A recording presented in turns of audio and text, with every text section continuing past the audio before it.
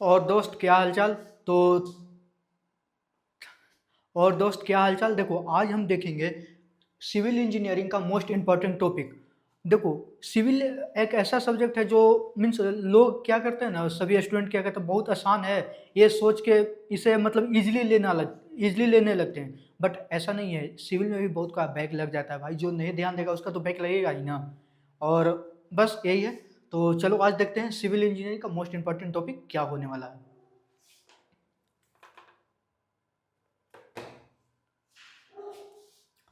देखो सबसे first unit है बिल्डिंग मटेरियल एंड कंस्ट्रक्शन। देखो तुम अगर सिविल इंजीनियरिंग मीन्स अगर तुम्हारा ब्रांच भी अगर सिविल होगा तो तुम्हें पता है ना किस नाम से बुलाया जाता है। तो देखो कोई बात नहीं, जस्ट किडिंग।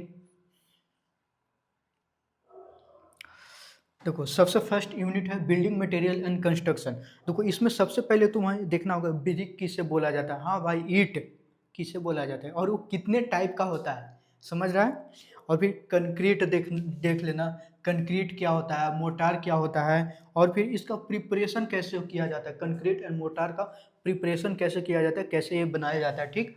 फिर आरसीसी फुटिंग देख लेना, और फुटिंग कितने तरह का होता है ये भी तुम देख लेना। ठीक। सीमेंट का बेसिक देख लेना, सीमेंट का प्रिपरेशन कैसे होता है इससे देख लेना। हाँ, सीमेंट कैसे बनता है। ठीक। क्योंकि तुमने सिविल पढ़ाई कर रहे हो। और फिर आरसीसी फुटिंग देख लेना, फुटिंग में भी बहुत तरह का होता है बट आरसीसी ज़्यादा इंपॉर्टेंट है। और इसके बाद बिल्डिंग जब कंस्ट्रक्ट होता है कोई बिल्डिंग, उसका बेसिक एलिमेंट क्या होता है, मीन्स वो स्टार्टिंग से मीन्स फुल कंप्लीट होने तक उसका बेसिक एलिमेंट क्या होता है, मीन्स जिसे बोला जाता है एलिमेंट ऑफ बिल्डिंग। उसे तुम भाई अच्छे से देख लेना, समझ रहे हो। एलिमेंट ऑफ बिल्डिंग को अच्छे से देख लेना, ये लिखने के लिए आता है ये स्टेप में, मीन्स 5-6 स्टेप रहता है, उसे तुम अच्छे से देख लेना। ठीक। और फिर देख लेना डोर किसे बोला जाता है, हाँ वही दरवाजा। विंडो क्या होता है, स्टेयर किसे बोला जाता है, रूफ और उसका डायग्राम भी देख लेना। फिर डोर कितने तरह का होता है, विंडो कितने तरह का होता है, इसका सब डायग्राम बना देना। आराम से तुमको इजीली भाई 5-6 नंबर तो मिल ही जाएगा 7 में से। ठीक। तो अब हम देखते हैं नेक्स्ट यूनिट जिसका नाम है सर्वेइंग एंड पोजिशनिंग। मीन्स कोई चीज़ को मीन्स सर्वे करना कि हाँ वो सर्वे में किस टाइप का है, उसका फिजिकल फीचर देखना, किस तरह को वो दिख रहा है, उसी को हम इस यूनिट में ज़्यादातर पढ़ते हैं। और इसमें क्या आगे रेसिप्रोकल लेवलिंग मीन्स देखो जब भी कोई मशीन कोई भी चीज़ होता है तो उसे हम लेवलिंग करते हैं। देखो कोई भी चीज़ मीन्स ऊंचा है नीचा है बट उसको हमको एक लेवल में लाना होता है, तब हम वहाँ जाके क्या करते हैं, मेजरमेंट करते हैं। ठीक। तो इसमें हम यही देखने वाले हैं। देखो सबसे पहले इसमें देखेंगे सर्वेइंग आखिर है क्या, उसका प्रिंसिपल क्या है, सर्वेइंग स्टेशन क्या होता है, जो ये सब बेसिक डिफिनेशन है ना, इसे तुम अच्छे से एक बार ओवरव्यू कर लेना। ठीक। और फिर चेन सर्वेइंग क्या होता है, उसमें ईरर क्या होता है। ठीक। फिर मैंने ये बता दिया रेसिप्रोकल लेवलिंग हो गया। फिर थियोडोलाइट बाइक पढ़ लेना अच्छे से और इसका डायग्राम भी देख लेना, समझ रहे हो।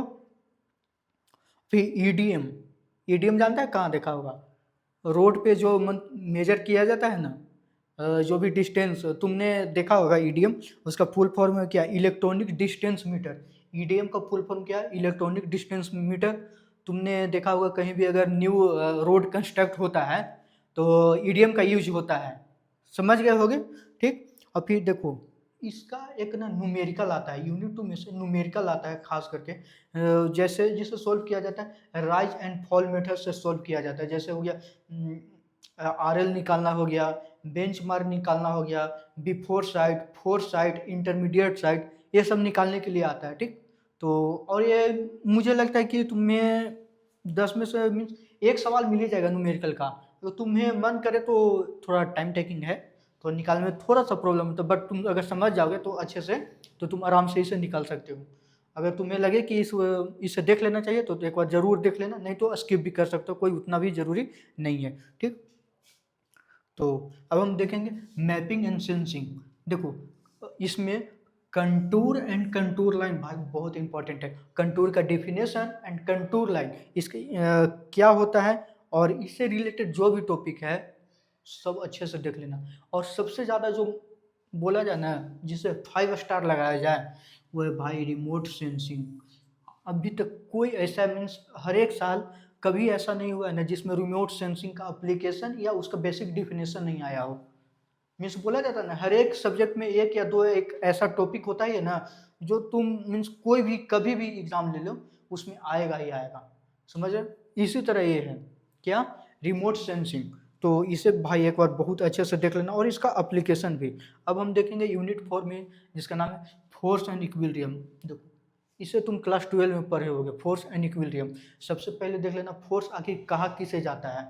फोर्स किसे कहा जाता है, फोर्स का कितने टाइप होता है, जैसे कोप्लेनर का तुम्हें डिफिनेशन पूछ देगा, कोलिनियर का पूछ देगा, कंकरेंट हो गया, पैरेलल फोर्स। ये चारों फोर्स में हो सकता है डिफरेंस पूछ ले कि कोलिनियर कंकरेंट में क्या डिफरेंस है, या ये चारों मिला के तुम्हें एक शॉर्ट नोट लिखने के लिए आ जाए, ऐसा हो सकता है। और उससे भी ज़्यादा इंपॉर्टेंट है तुम्हारे लामीज थ्योरम। भाई इसका तो तुम्हें प्रूफ लिख करना पड़ेगा, लामीज थ्योरम का तुम्हें प्रूफ करना चाहिए, इसे तुम्हें प्रूफ करना पड़ेगा लामीज थ्योरम क्या होता है। समझ रहा है? लामीज थ्योरम बहुत अच्छे से देख लेना, ज़्यादा नहीं, 1 या 1.5 पेज का है भाई, अच्छे से देख लेना, लामीज थ्योरम हो जाएगा।